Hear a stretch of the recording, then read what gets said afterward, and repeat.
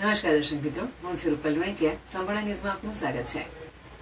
ચાલુ વર્ષે કમોસમી વરસાદ, માવઠા, વાવાઝોડા અને અતિવૃષ્ટિના કારણે રાજ્યભરના ખેડૂતોને થયેલા મોટા નુકસાન સામે સરકારે 10,000 કરોડનું સૌથી મોટું કૃષિ નુકસાન પેકેજ જાહેર કર્યું છે.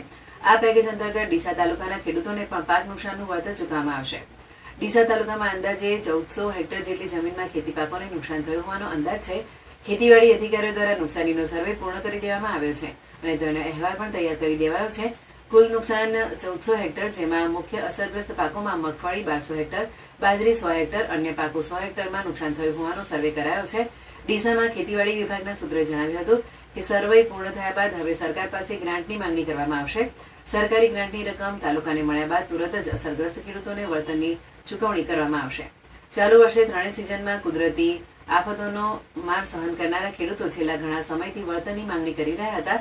ત્યારે રાજ્ય સરકારે જાહેર કરેલા આ વિશાળ પેકેજથી રાજ્યના 14,000 ગામોના ખેડૂતોને રાહત મળશે. ડીસા તાલુકાના ખેડૂતો પણ હવે વળતરની ગ્રાન્ટ ઝડપથી આવે તેની આતુરતાથી રાહ જોઈ રહ્યા છે.